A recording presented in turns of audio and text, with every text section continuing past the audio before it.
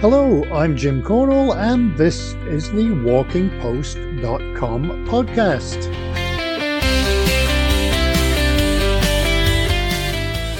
WalkingPost.com is the news website dedicated to walking with all the latest on festivals, gear, trails, and more. Did I mention festivals?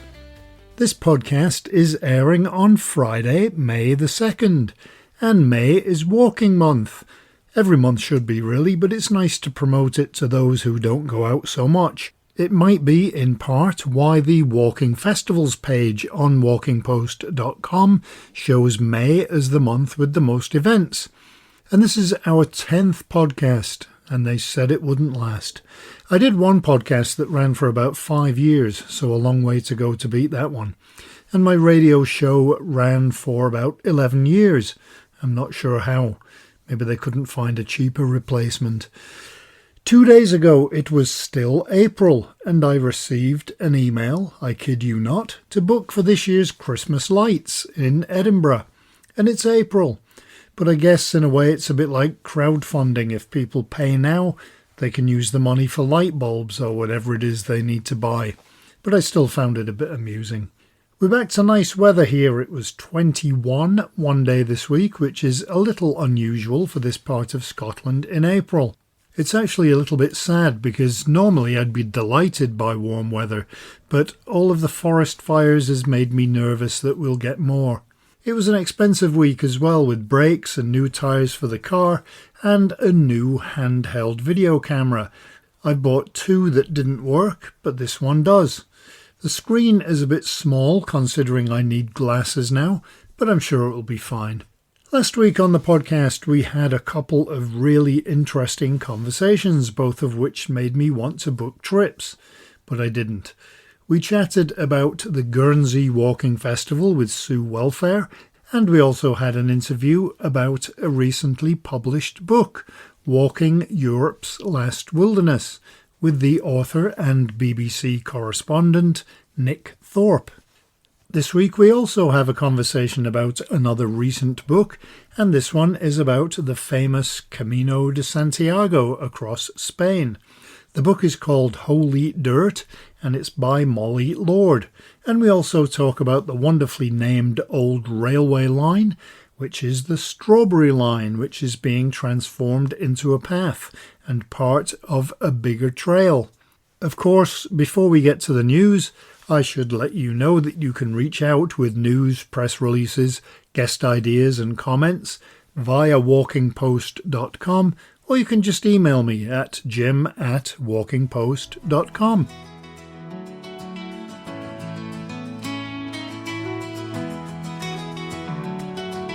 So now it's time for our brief look at some of the headlines of the news articles we had on walkingpost.com this past week. I always find it funny that by the time I put the podcast together I've forgotten what articles we had. OnX and Toyota launched a trail revival project in the US. Glamping companies were the hot topic at the Canton Fair in China, an event that I'd love to go to. And Parks California has launched a $5 million appeal to help fire-affected state parks in the LA region. Hopefully they can reach that goal quickly and make a difference to trails and also the habitats. The Mammoth Mountain School has been launched, and that's in beautiful Kendal in Cumbria. Garmin launched the Instinct 3 Tactical Edition smartwatch, which has all kinds of features, and there have been calls in the US for increased funding for trails. In gear news, Saucony launched its Silo shoes, and there is a new 4-day trail in Australia, New South Wales to be precise. I guess 4 days is the recommended number, although there's nothing to stop you taking 20. Anyway, you can read all of these articles and many more at walkingpost.com.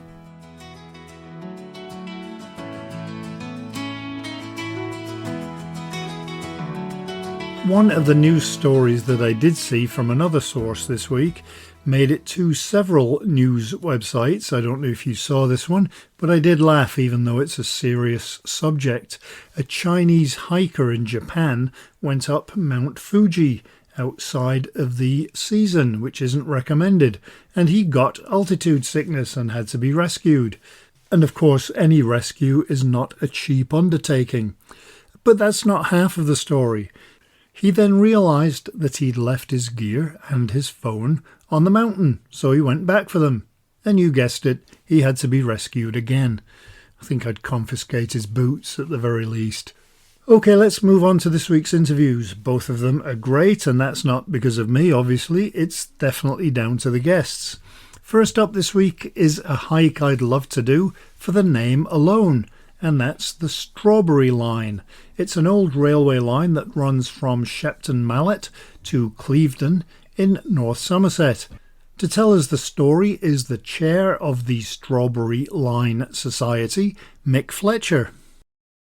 Really, the first and most obvious question for somebody not from that area is, what is the Strawberry Line? Well, it's a project and it's a path, in a sense. The project is to provide a traffic-free or a largely traffic-free route between Clevedon and Shepton Mallet, or between Shepton Mallet and the sea, as we sometimes say. And it runs along the southern boundary of the Mendip Hills, and then it cuts up through what used to be an area of outstanding natural beauty and is now the national landscape. It cuts up from there and heads out towards the coast. Was it always called the Strawberry Line, or is that a more recent name? It's had that name for 30 odd years as a path. And before that, it was the old railway line. Going back into the last century, Cheddar was famous for strawberries. And a lot of the settlements along the route grew strawberries, sent them up to London, made a lot of money out of it. They used to call it red gold. And so the railway line that connected them became the Strawberry Line. When we took it on as a path, as a kind of multi-user path, then we adopted the name, and the name has got quite a lot of currency now. At one end, there's the Strawberry Line Cafe, which is a project separate to us, but they're based at the railhead at Yatton, where we've got a rail connection to the line. So there's a Strawberry Line Cafe and a Strawberry Line cycle hire. What are the plans for the trail from Shepton Mallet to Clevedon? Well, this is a project that's been going for almost 50 years, amazingly. It started out, I think, about 48, 49 years ago as the Cheddar Valley Railway Walk Society. So after Beeching closed the railways, a group of people in Winscombe, near the centre of our path, began to agitate for the local council to buy it and to keep it there as a walk. That was their original idea. And they cajoled and encouraged the council in North Somerset to buy large sections of the path. And so if you go from Yatton pretty well through to Axbridge and Cheddar, you've got a continuous, largely off-road path there. Once you get into Somerset, we divert through the centre of Axbridge, which is nice because you can go to the pub there, or got one of the local shops. But that was early on. That was done some 20 odd years ago. And across the county border in Somerset, things were much more slow to develop. That they initially did very little. And it's only really in the last 3 or 4 years we've managed to get have priority focus on an active travel route. And we've started basically filling in the missing links. So there's a nice section just near where I live. It's only less than a couple of miles long, but it connects 2 villages with an off-road route that really didn't exist before. You had a choice of going down a busy main road with no pavements, or not at all. The footpaths connected by going up the hill to the top of the Mendips, and a pretty steep climb up and then a steep climb down. We were pretty well landlocked. And we've done some work recently in Shepton Mallet. We connected communities across that town. And the most recent thing we did was install a bridge. If anybody knows Shepton Mallet, then the football club, the playing fields, the bike track are all on one side of a busy road and most of the town's on the other. And it actually happened to be on the route of the old railway line. The bridge had been taken down many years ago, but we managed to, with volunteer effort and funding from Somerset Council and a bit from the town council, we managed to put it back. One of the highlights of last year was watching this bridge come down on a low loader from Huddersfield and then get craned into position on top of the supports that volunteers had built. And I suppose it's not just the expense of having something made, there's also safety issues. You've got to make sure that it's safe. I mean, we had to comply with, all the relevant legislation and to show to the Highways Authority that we knew what we were doing and to sign a lease that makes us responsible for maintaining it. We're fortunate in that the Strawberry Line Society, which is a completely voluntary organisation, has a partnership with an organisation called Greenways and Cycle Routes, which are headed up by a chap called John Grimshaw, who years ago founded Sustrans. He left to set up this other organisation just to focus on building paths. And he's a brilliant engineer. And he's got a good sidekick as well, Caroline Levitt. How far along are the plans for the completion, and when do you anticipate the whole thing being finished? Some years ago, well, about 2006, Somerset Council produced a huge plan for doing the whole thing in one bite.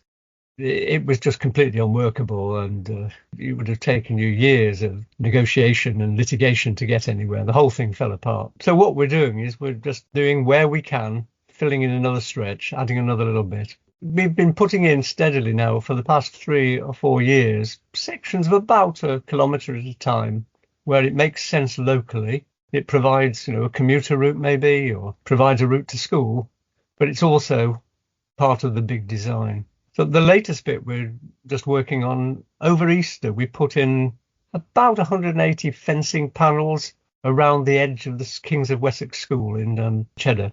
And the reason for that is that it again gives a link from one side of the town to the other without having to go through the narrow bridge over the Yeo and traffic choked High Street. The agreement with the school, who are very supportive of this, is that the first thing that we had to do was get the fence in place so that when we've got the men and machinery on site subsequently, we don't have any safeguarding issues.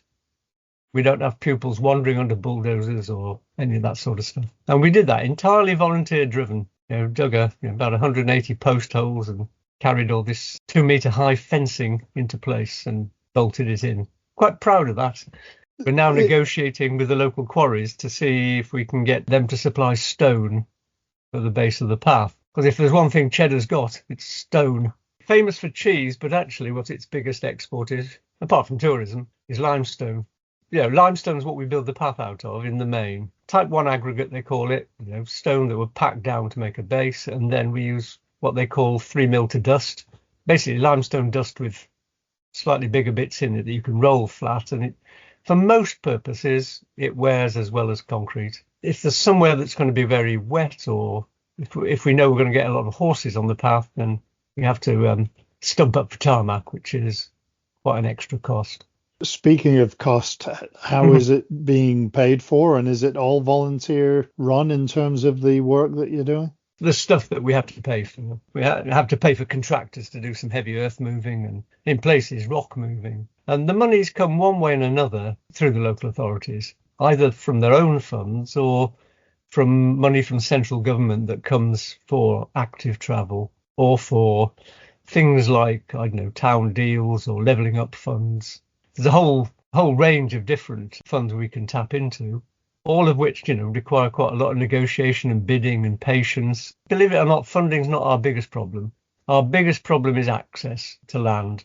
So there's some places, for instance, there's one place where there's an industrial estate built on the track. So we can't do anything about that. There are other places where people have kind of incorporated it into their gardens, and there's a tricky negotiation to be had. There are other places where it goes across farmland, and most people seem to have exaggerated fears of what will happen if a path comes near them. They worry that if there's a path at the bottom of their garden, then all sorts of villains are going to appear. Once it's there, people settle down and get used to it and say, can we put a gate so we can get onto it? And we say, well, yes, fine, enjoy it. How are you kind of getting around that? Because obviously you can't wait for 20, 30 years for somebody to either sell their property or change their mind. How are you circumnavigating some of those issues? Well, in some cases, there's an alternative. You can just go round them. In some cases, you can work out what it is that worries them. I mean, just to give you one example, we had a farmer who didn't want us to go round the middle of his field. He wanted to go round the edge, and that's fine. But he said, if you do it there, that's the only place the cattle get any shade. And, in the hot summer, etc., they're going to suffer. And so we were able to say, well, all right, if you let the path go through, we'll build you a cattle shelter. So he's got a nice big shed now that the cattle can go in when it gets hot, and they do. There was another instance where the farmer had a track and accessing fields across the railway line. And we said, well, we'll put you some gates in, the sort of gates that you can close off the track if he wants to move sheep across, or open up and close off the gates to the fields. And he said, no, I don't want that. I don't want that. People always leave gates open. It's not true, but that's what he thought. But the land was such that we could build him a bridge. We took the path as low as we could and built a bridge, actually out of old railway sleepers. It's rather nice. So he happily goes over the top in his Land Rover, and we cycle and walk and ride underneath. What's the Somerset Circle, and how does the Strawberry Line fit into that? Somerset Circle is an idea of linking up all different sections of path around Bath and North East Somerset, Bristol, and North Somerset. I mean, if you take it from Clevedon, where if we can get across from Clevedon to Nailsea or to Portishead, you can get routes then already built into Bristol on either the Festival Way or down the Avon Gorge. If you're into Bristol, you can join the Bristol and Bath cycle path. From Bath, you can get the Two Tunnels Way that takes you out towards the North Mendip coalfields. You can join the Colliers Way, which gets you out to Midsummer Norton. Then we've got a little link we need to build, we're working on at the moment, but that would connect up to the Strawberry Line in Shepton Mallet. And then you can follow around the Strawberry Line all the way back to Clevedon at the start. It'll be about 76 miles to go round. And I think it'd be a wonderful attraction. I mean, just think, you're going round that track. You've got, starting from Cheddar, you've got Cheddar Gorge and the caves. You go past Wookey Hole, you've got the city of Wells. Then you're going up towards Bath, World Heritage Site. You go into Bristol with all the attractions of Bristol. You get out towards the coast at Clevedon, Portishead. And you could sell a holiday on the basis of taking a leisurely or not too leisurely route around the path. And so we've started designing it. My ambition is to get somewhere where we can have a back-to-back signpost, in Shepton Mallet that says Shepton Mallet 76 miles. With what you have down there, there are a lot of sort of little side spurs, I guess, to that circle, places like Cheddar Gorge, Glastonbury. Would it be easy to incorporate those into a long distance path without having to kind of go down it and then double back to where you started? I mean, we're certainly working on that. My vision is that the Strawberry Line shouldn't be like a snake. It should be more like a centipede, with the legs reaching out. And certainly there are different ways of getting from Wells into Glastonbury. 2 or 3 different routes you could adopt. And similarly, you can get from Yatton, for instance, both to Clevedon and to Weston-super-Mare on the peer-to-peer way. We're working with North Somerset Council, who are putting in a bypass at Banwell. And as part of that, they're going to link into the Strawberry Line at Sanford, and that will give us a link through to Weston-super-Mare. So we can talk about a circular route, which would take in Yatton, Sanford, and Weston. Also, wanting to talk to Network Rail or Great Western Rail, probably, about connecting with their stations, because they're fairly close to that Somerset Circle at Bristol, at Bath, at Frome, Castle Carey, and then going round to Weston Milton and Yatton. There's a prospect of doing a partial trip on the Strawberry Line and then getting back on the train to get to your starting point. There's a lot of conversations to have, conversations about building the path and conversations about promoting it. But one of those conversations has to be with the tourism authorities in both the cities and towns and county. How can we promote this more? Individual entrepreneurs along the line have got the idea that this is something that can help sell their campsite or their holiday park, and we need to find a way of capitalizing on that so that they can help us extend the line, which would have benefits for them as well. You would think that there would also be, beyond existing businesses, that there would be the potential for other businesses like the glamping kind of craze and restaurants and little cafes along the line. So nice little example is a farm we go past on a relatively new section of the line. Farmers' daughters have got a little box there selling duck eggs. You can put in your £1.50 and get half a dozen duck eggs, and it's an honesty box, but it seems to be working, and it's It's really nice. It's three little girls doing it. You have a website where you can actually buy souvenirs of the strawberry line as well, I think. It's a recent development. You can get tea towels and mugs and water flasks and things. It's just in its infancy, but it seems to be quite a good system. It's quite simple for us to operate, and we make a little bit of money on it, and we promote the brand, and we're wanting to expand that. We're also wanting to get a supply of this merchandise so that we can appear at shows. North Somerset show, the Mid-Somerset show, village fetes. It's always nice if you've got something that you can sell that people can take away with them. And I guess, as you mentioned earlier, there are lots of potential users for the different paths. Yeah, there's walkers, there's cyclists, there's horse riders. People occasionally have strong views for and against horse riding, but we've not had particular difficulty on the stretches of path that we've built recently.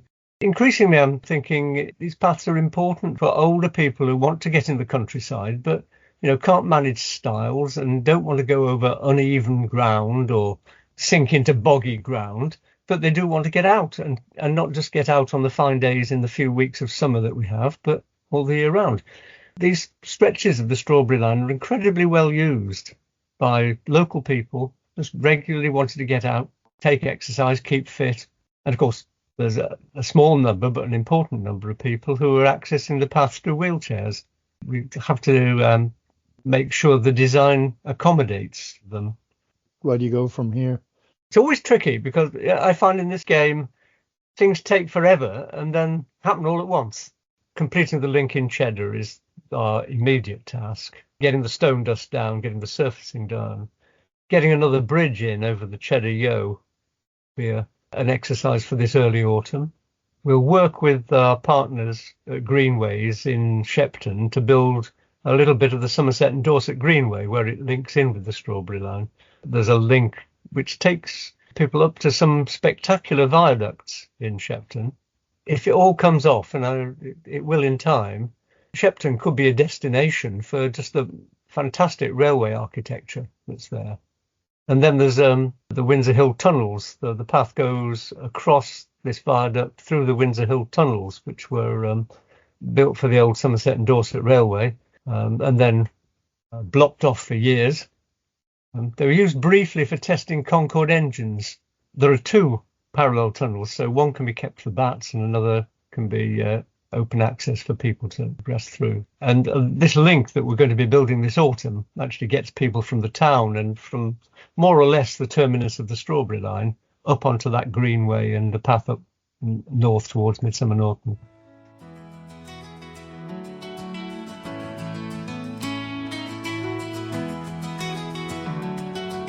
Well, let's hope all of that does come together, and as soon as possible.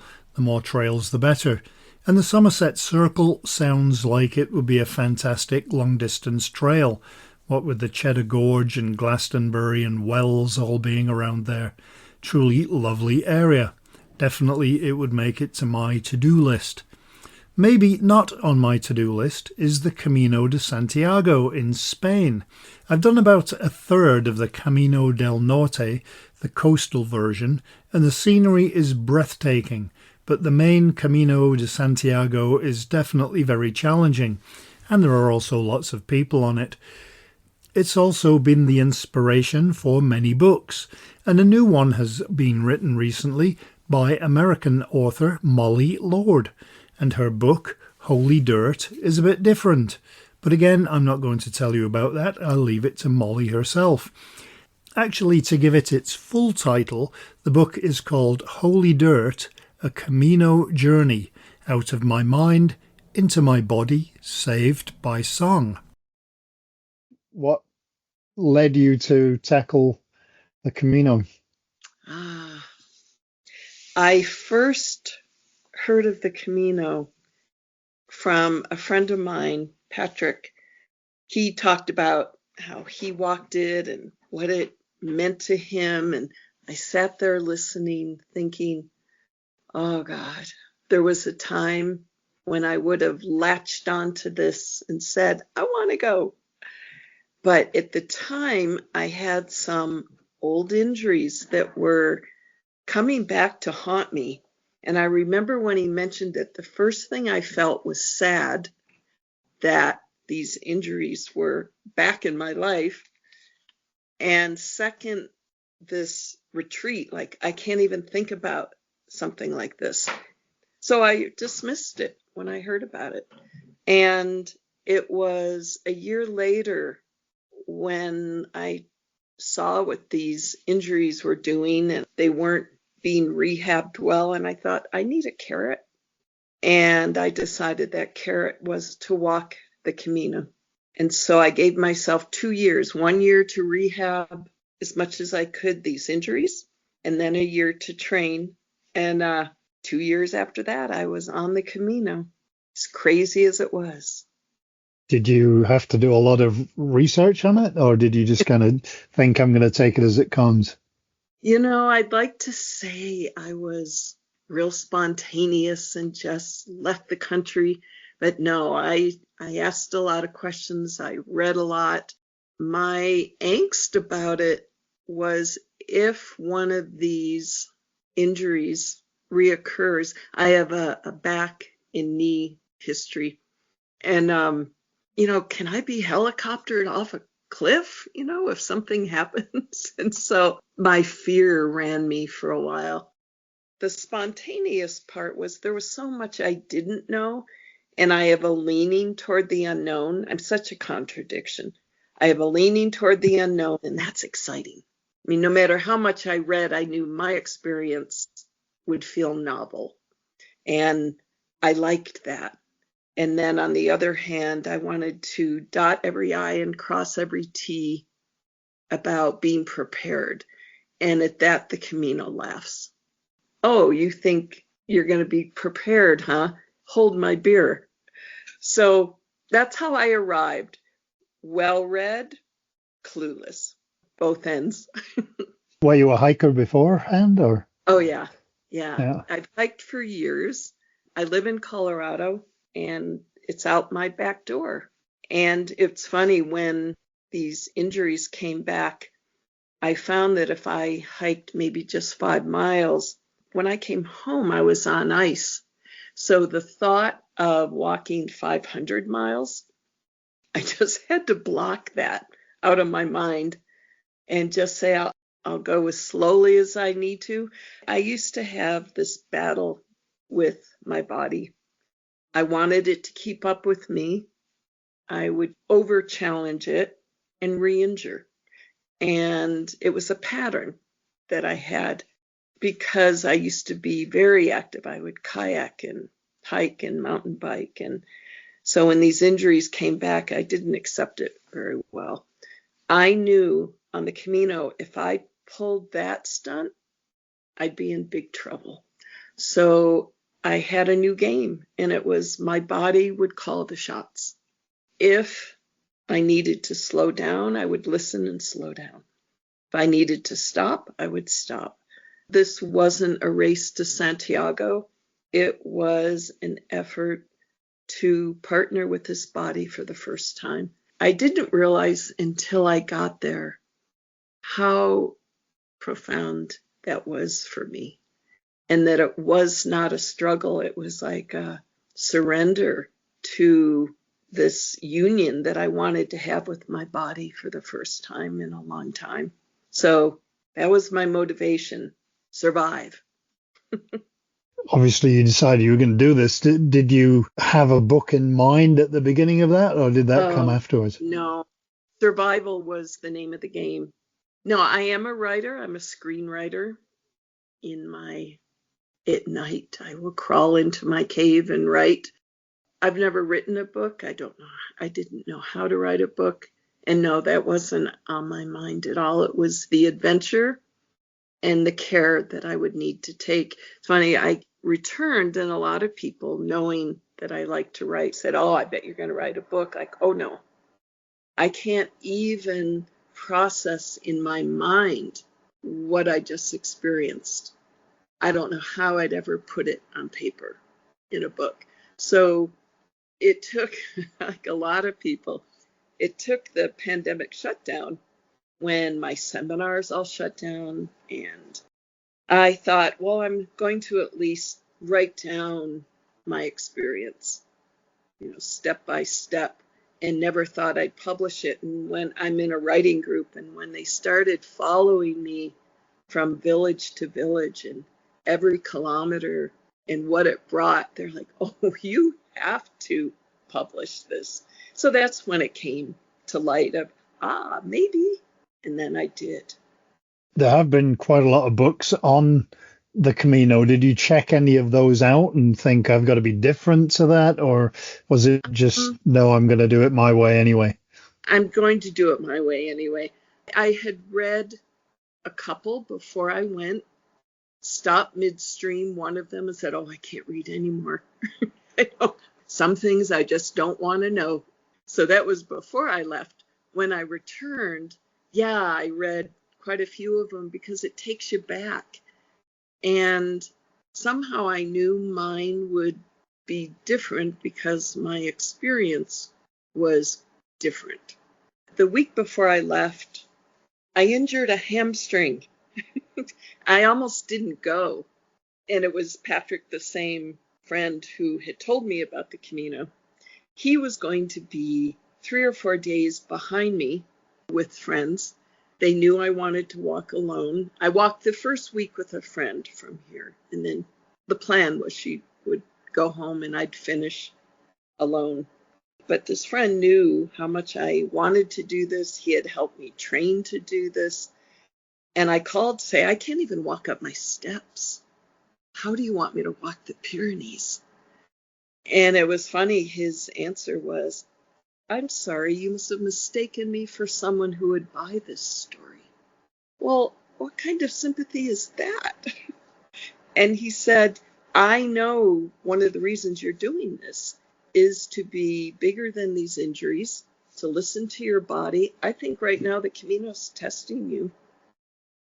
So you could get on that plane in 2 days and let it heal over there and start walking when it does, or you could sit and pout in your kitchen and wish you were there, and in a week when it's healed, you'll think you should be in Spain. So I realized, you're right. So I went. So it emphasized to me, listen to your body, listen to your body. That was foremost on my mind. So when I sat down to write the book, I was very surprised how my body played the leading role in it and what it really meant to partner with it. So I learned some things, of course, along the way, like everyone does. And I started writing them down. I would scribble them in my phone. One time I even wrote this realization I had on my t-shirt, and then I washed it, but I remembered what it was. And so I kept track of them. And in the book, they're called Messages of the Camino. And they're quiet, more serious thoughts. At the end of like every third chapter, I would have one of these Camino messages, that the wisdom I had gained. But then there was a fun part of it that I couldn't not do. And that's that as I walked, there were funny things that happened. And I called them tips from the Camino, like simple things like if you're buying soap to wash your clothes, make sure it's not toilet bowl cleaner, because that's what happened to me. So just tips. And so about every 4 or 5 chapters, there's tips from the Camino. And there's like 7 or 8 listed. That makes it fun. So I just took a different approach, and probably the most unique part of my book, and I couldn't not do this, is my work here at home is working with music and how music impacts our mood, our health, and our perspective. That's what my seminars are on. So how could I not have music follow me on the Camino? I didn't listen to music a lot, but I did have certain songs with me, and I knew exactly when to push play on certain songs. I knew what I needed, and I knew what it would do for my psyche. So I had those, and then you run into music on the Camino. You walk in a cafe, on this mountain, isolated mountaintop. I walked in one time and I heard Cat Stevens' The Wind, which is one of my favorite songs. Like, what are the chances, of hearing this English song? And so I collected songs that showed up like that. And by the time I got home, I had the soundtrack of my Camino. I used to work with Peter Yarrow of Peter, Paul, and Mary. So I had collected all these songs while walking over the 5 weeks. And I'm sitting in a cafe right before I am leaving Santiago. And it's a little French cafe, grabbing some lunch. And I hear this familiar tune, and it's Puff the Magic Dragon in French. And so like, oh, I guess that's the last song in my soundtrack.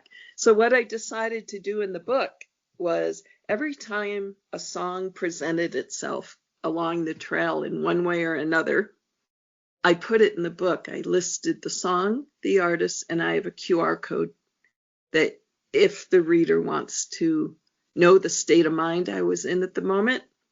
And the thing is, it wasn't just about my state of mind. I believe what happened in each chapter and the song that I associated it with, people relate to in their own life, whether they're on the Camino or not. The struggles on the Camino are our struggles at home. They're just highlighted. And you can almost hear the Camino say, hold my beer, just because things get so quiet. But yeah, it's just like in life. The Camino's a microcosm of life. You've hiked enough to know. Do you think that some of the Peter, Paul, and Mary and the Cat Stevens, do you think that some of that is kind of like the universe reaching out to make connections? What a good question. Coming from where I come from, yes, I trusted that. When I was training and working through these injuries, I would often in the gym or walking trails, have my headset in listening to certain music. I pick it carefully because I've learned what it does. And there's a song, Paul Simon's Diamonds on the Soles of Her Shoes. And that became my anthem to get through tough training days. And it was on my phone going over, and I didn't know when I would be moved to play it.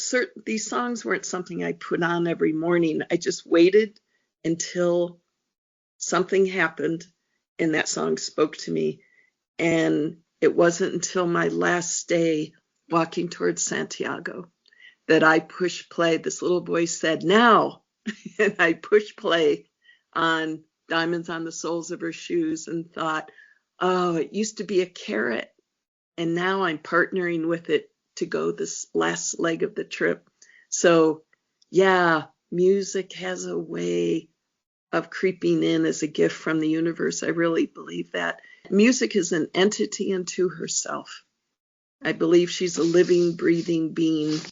Did you stay with other people in the dormitory kind of style, or did you do hotels? I stayed in 2 hotels during that time. One with a bathtub. I was in heaven. I did a combination. In Burgos, I stayed in the municipal, the big one, and I call it the night from hell in Burgos. That was a rough one. I stayed in smaller ones where maybe you bunked with maybe 10 to 20 people. That was doable. And sometimes I just said, I need a private room tonight. So it was a variation, and I had no problem sending my pack ahead on days when I felt my knee just would rebel. I didn't get hung up on, oh no, I must carry this. That wasn't my challenge. My challenge was just being there. Be where your feet are. It wasn't, oh, I want to say I carried my pack every moment. But I carried it a lot. Obviously, the whole thing would be a highlight, but what were some of the highlights and maybe even some of the lowlights for you? Yeah. I had outward happenings and I had inward happenings that were highlights. One it might be odd to some, it wasn't to me, but it did catch me by surprise, is I had people who have parted this earth, good friends, my dad, visit me in one obvious way or another. And I just hadn't thought about that, about that happening. But it was very clear who was there, like who was my drive-by of the moment. And each has their own signature where I know it is they that have appeared. And sure enough, that would happen. That was a huge highlight. And like this giddy treat for me whenever it did happen. I think it was the people that were my highlights. I met characters. I met spiritual teachers. I met angels, and not the kind with wings, but those that swoop in the nick of time when you feel like I'm in trouble here. Those moments were highlights. I think if I had to choose, so I have a friend, Michael Johnson, who a longtime friend, and he passed away. Michael was a Nashville musician. You're a musician. You may remember him from the 70s, Bluer Than Blue. And he was a master guitarist, and he passed away 2 years before the Camino, and he was instrumental not in suggesting the Camino, but in telling me before he died that one of his greatest regrets was he loved the book The Alchemist. And he said one of his greatest regrets is not crossing his desert that he felt his soul had been sent here to cross. And that was to truly love. He said, I faked it. I hid from it. He said, I love my boys, but women, he said, I took the shortcut every time. And I regret that I never risked really doing the tough kind of love. And he said, make sure you cross your desert, Molly. And I'm thinking, what is my desert? What's my desert? So after he died, I thought about that. I never got to tell him that I was going to walk the Camino to find my desert. And what mine was to finally surrender and make peace with my body. And as soon as I did that, it cooperated. So I wish I could have told him, but I didn't have to worry about that because he showed up. When we had spread his ashes here in Colorado, he has a song called Bristlecone Pine, and he wanted his ashes put under a bristlecone pine. And underneath the pine where we spread them, I found this beautiful sparkling rock. And I took it home with me. And I had no idea I was going to take it on the Camino. The Camino was about a year away.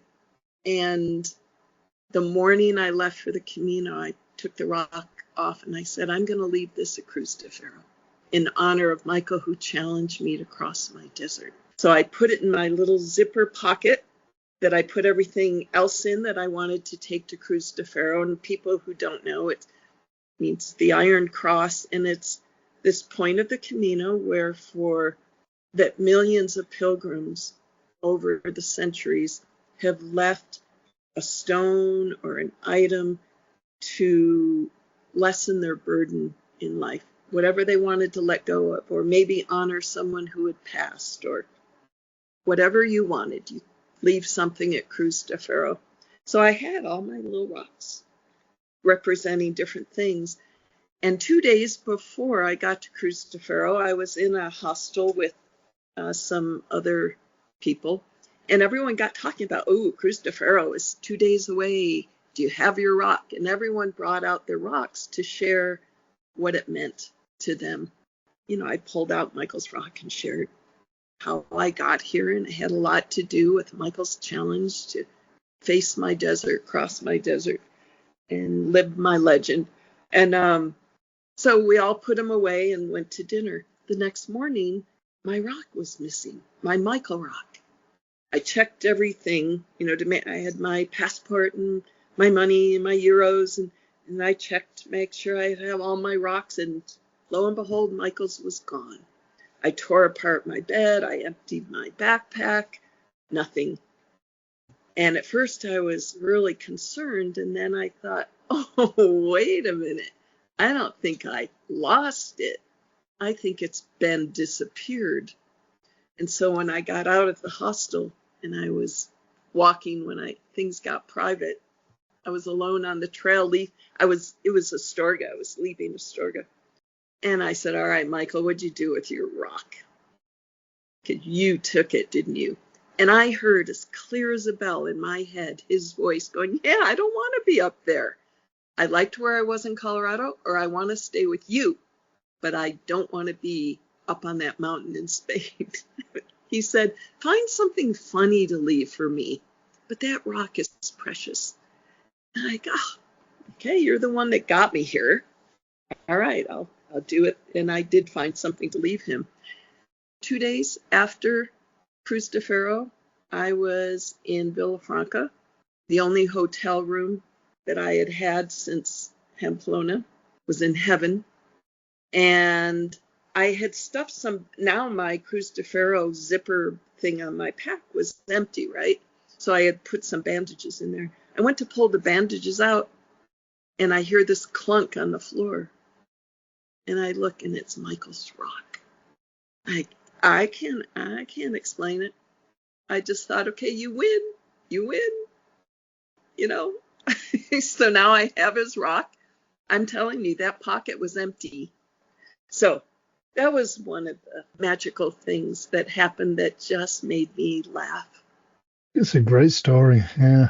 That's fun. Your book is quite different, though, isn't it? It's not just sort of you open it to page one and then you keep reading and get to the end. You've got lots of different, like you said, the tips, and there's a lot of different aspects to it, which breaks it up a bit.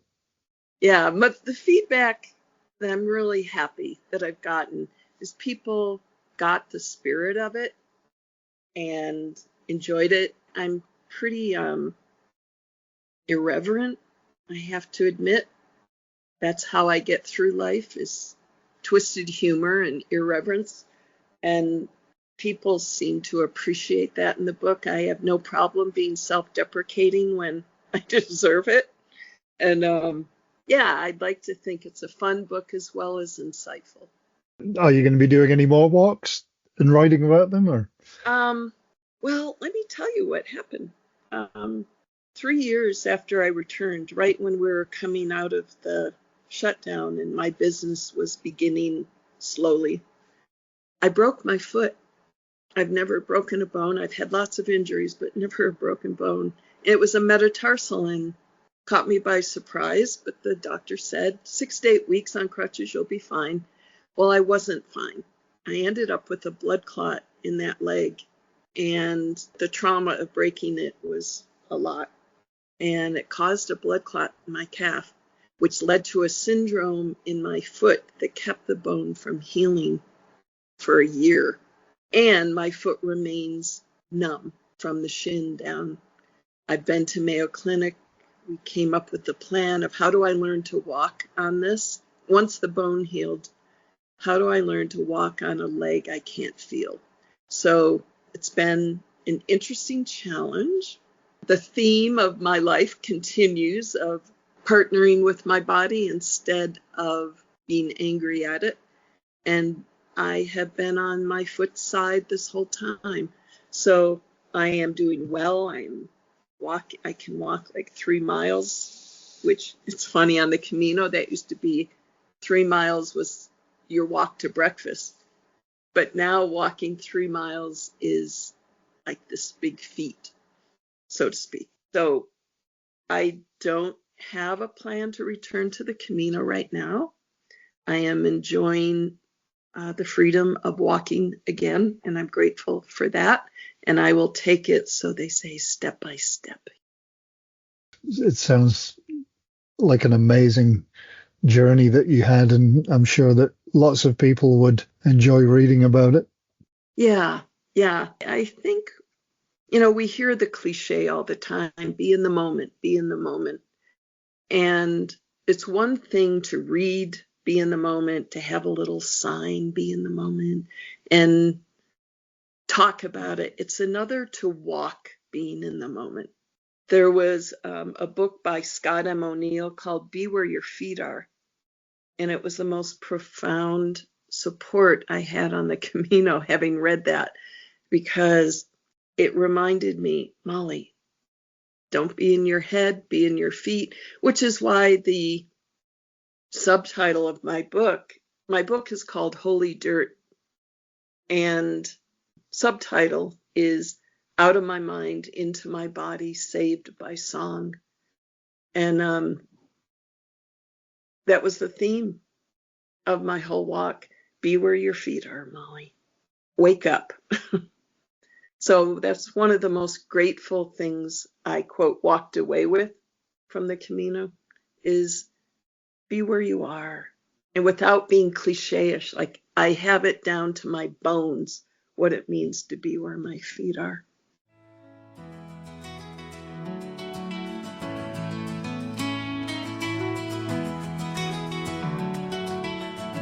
Well, that was definitely one of those interviews I could have chatted for hours. And Holy Dirt is definitely a great read. And no, I'm not on commission. I love the idea of the QR codes in each chapter so that you can listen to the music that Molly mentions in the book. Fortunately, the Beatles are in there.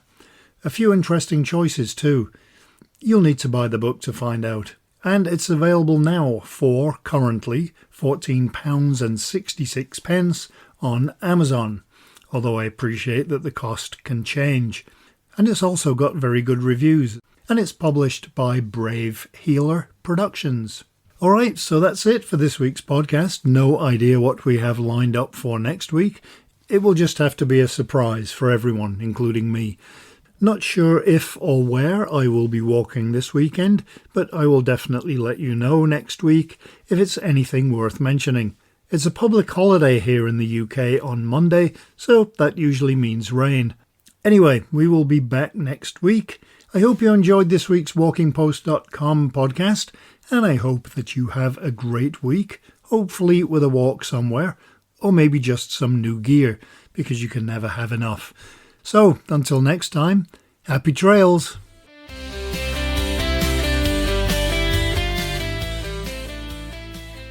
Walking Post from WalkingPost.com is an Air Coastal Media Limited production.